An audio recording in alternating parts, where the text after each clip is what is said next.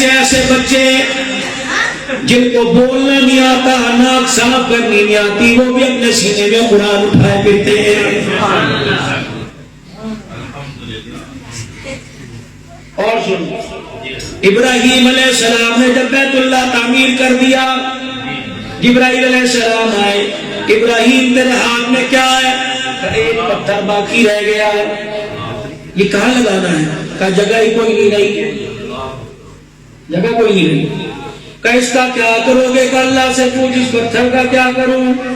آج جو بکواس کرتے پھرتے ہیں مسجدوں کی رجسٹری نہیں کریں گے، آج جو کہتے پھرتے ہیں مدرسوں کی رجسٹری نہیں کریں گے، مدرسہ کے لیے این او سی لینا پڑے گا، مدارس بند کر دیں گے، مسجدیں بند کر دیں گے، تم اللہ بلڈوزریں کروا دو، پھر اللہ نے لکھ دیا وہ کرے گا۔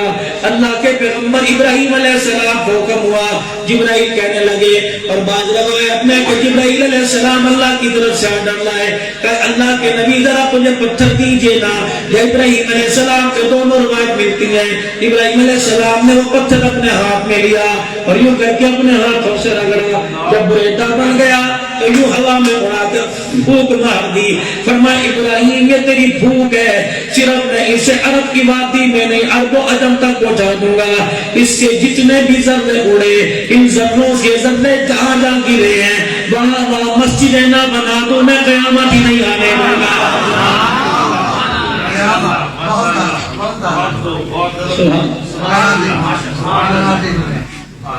مسجدیں بن کے رہیں گی، کہہ دو انشاءاللہ،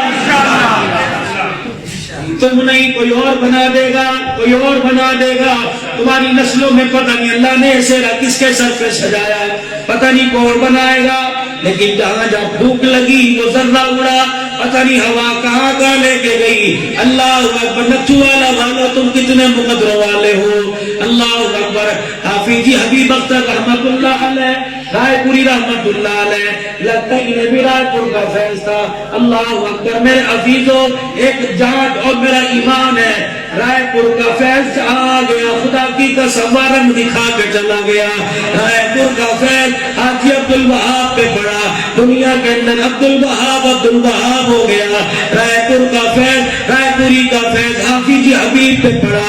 رب اکبر کی قسم ہے، آج جب بھی نام آتا ہے لوگوں کی آنکھیں میٹھی میٹھی ہونے لگ جاتی ہیں، دل لڑکنے لگ جاتا ہے۔ اللہ والوں کی صحبت لے لو، میں ایمانداری سے کہتا ہوں خدا کے پیغمبر ابراہیم نے پھونک ماری ہوگی، اللہ اکبر، ہوا چلتے چلتے پاکستان کی طرف آئی ہوگی، سمندری کو پار کرتے ہوئے نتھوالا میں آئی ہوگی، ایک ذرہ کا مسجد موجود ہے یہاں بھی گر گیا ہوگا۔ رب ذوالجلال کی قسم ہے، یا تو مسجد بنی تم یہاں بیٹھے ہو، اللہ کا وعدہ ہے او لوگوں اس مسجد کے بنانے میں ساتھ دے دو، اس مسجد کے بنانے میں اپنا حصہ ڈال لو، اور جہاں جہاں مسجد کی بنیاد پڑ رہی ہو، جب اینٹیں لا کے رکھ دی گئی ہو، جب لکھ دیا گیا ہو مسجد زیر تعمیر ہے، تو اپنا 100 روپیہ اپنا 200 روپیہ لگا لے۔ اسی لیے کہ مسجد بیت اللہ کی بیٹی ہے، جو پتھر بچ گیا تھا وہ سارے میں پھیلا دیا گیا۔ جیسے میرے عزیزوں ہر آدمی کی نسبت اپنے خاندان کے ساتھ ہے، اسی طرح ان مسجد کی نسبت بیت اللہ کے ساتھ ہے۔ بیت اللہ اللہ کا گھر بنا دیا گیا، مسجد کی ماں بنا دیا گیا، اور مسجد بیت اللہ کی بیٹیاں بنا دی گئی ہیں۔